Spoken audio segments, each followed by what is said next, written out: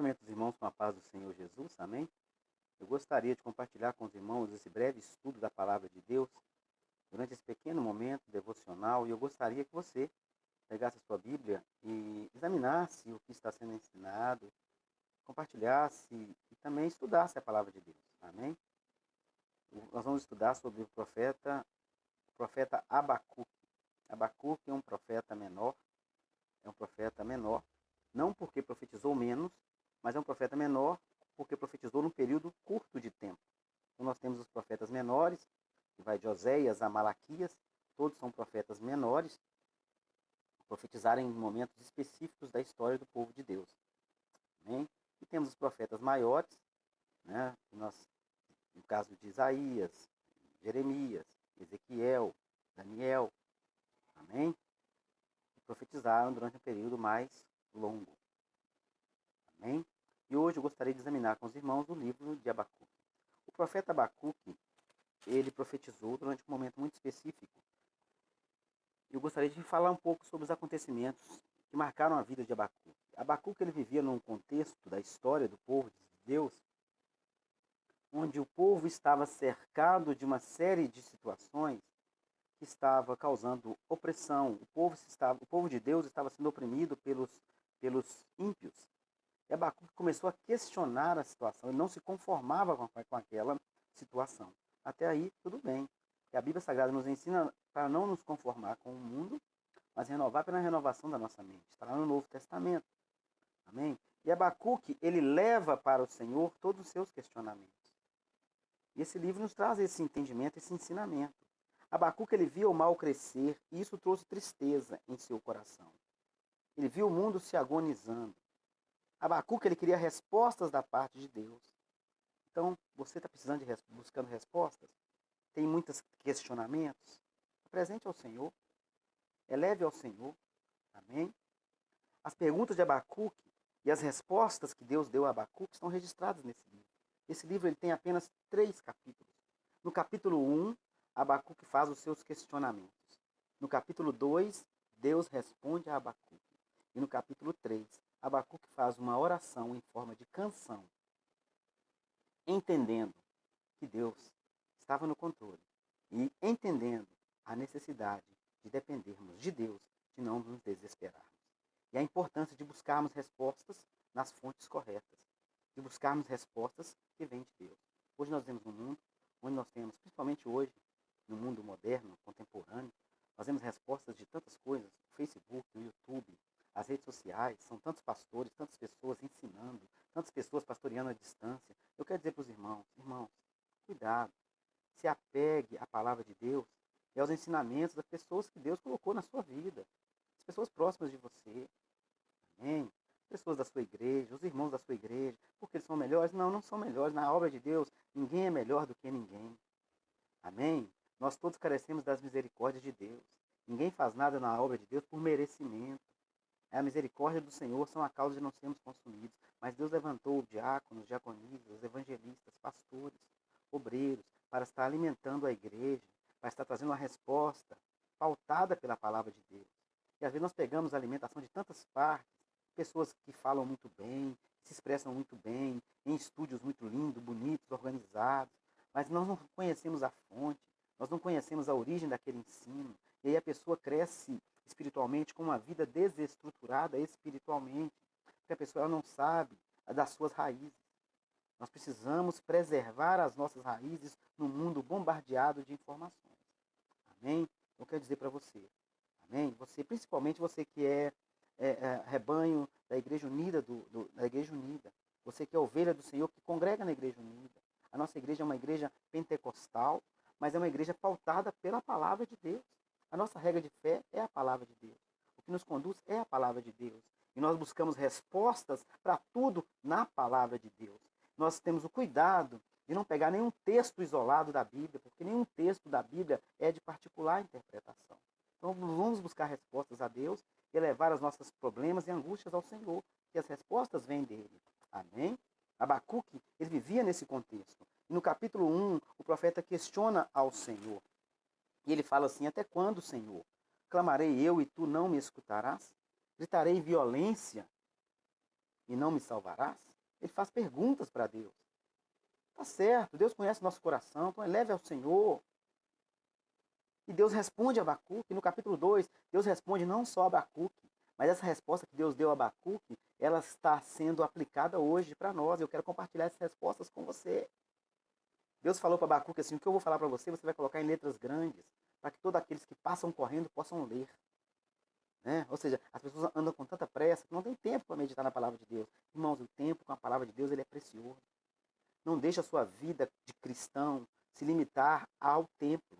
O templo é bíblico, congregar é bíblico. Eu não consigo entender, como igreja, que nós congreguemos sem ter um templo, sem estarmos ali caminhando, sem aprender no templo. Para isso o Senhor designou ali obreiros, diáconos, obreiros, evangelistas, pastores. Para quê? Para cuidar da parte ministerial. É na igreja do Senhor que nós vivemos a comunhão. É na igreja do Senhor que nós excitamos o amor com os irmãos e aprendemos para fazer a diferença no mundo. Mas a nossa vida como crente, como cristão, não se restringe ao templo. Nós temos que ter momentos com Deus fora do templo. Nós temos que ter uma vida com Deus fora do templo. E é isso que vai fazer com que nós sejamos crentes firmados em Deus. Nós precisamos batalhar pela nossa vida espiritual, assim como nós batalhamos pelos nossos sonhos, assim como nós batalhamos pelos nossos projetos familiares, projetos materiais. Né? As pessoas hoje, elas trabalham tanto, elas se esforçam tanto para conquistar o que elas querem, para chegar num momento específico de tranquilidade financeira, econômica, familiar. E eu percebo muitas das vezes que as pessoas não têm o mesmo empenho em buscar crescer na graça, na fé, no conhecimento de Deus. Amém? O mundo, você já percebeu quando o navio está navegando, ele não afunda.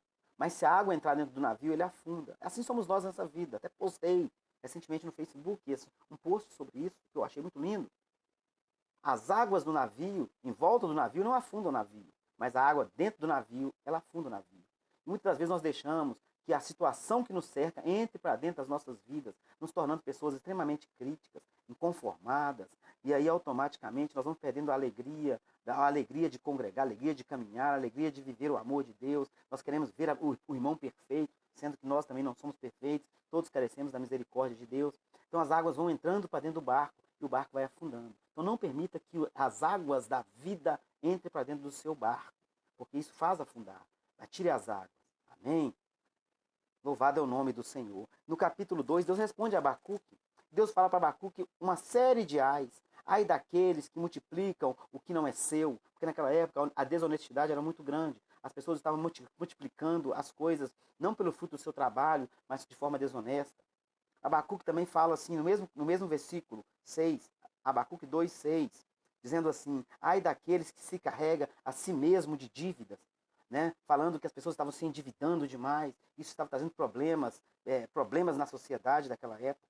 No capítulo 2, 9, ai daqueles que ajuntam em suas casas bens maus adquiridos, ou seja, aquilo que entra na nossa casa tem que ter uma procedência. E Deus falava com o coração de Abacuque, ai daqueles que edificam a cidade com sangue, pessoas violentas, pessoas que estão sempre prontas para a guerra, né?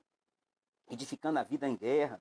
Aí no versículo 15, ai daquele que dá de beber ao seu companheiro, né? Porque quando a embriaguez, ela tira a sobriedade, e a pessoa deixa de ser sóbrio e age de forma descontrolada, descompassada. Abacuque 2,19, ai daquele que diz ao pau, acorda, e a pedra muda, desperta. Ou seja, Abacuque está falando aqui da idolatria. Muitos estavam se voltando a ídolos.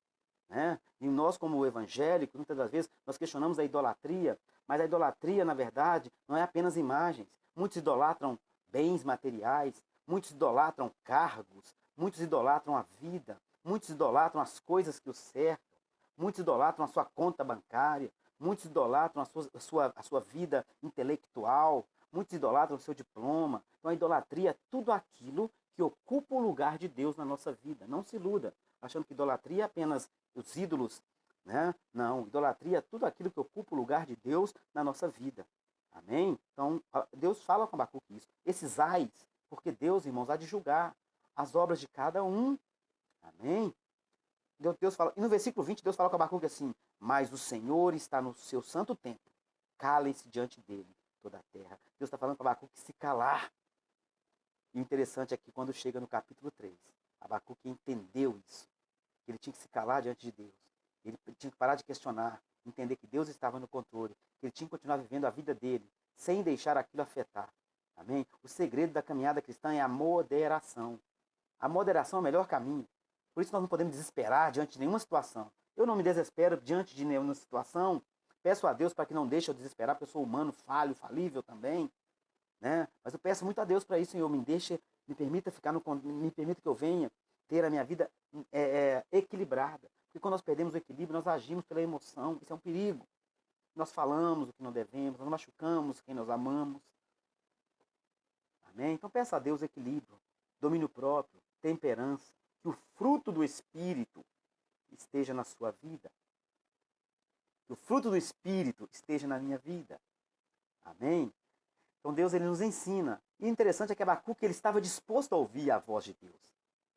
Muitos ouvem muitas coisas, mas não estão dispostos a ouvir a voz de Deus. Abacuque estava disposto. E no capítulo 3, para finalizar, Abacuque ele ouviu e aí ele orou ao Senhor. Mas ele fez uma oração em forma de canção. Linda a oração. Leia o capítulo 3 de Abacuque. A oração que ele fez em forma de canção. E o interessante é quando chega no versículo 16, ele diz assim: ouvindo eu, o meu ventre se comoveu à sua voz. Tremeram os meus lábios. Entrou a podridão nos meus ossos e estremeci dentro de mim. Descanse eu no dia da angústia, quando ele vier contra o povo que nos destruirá.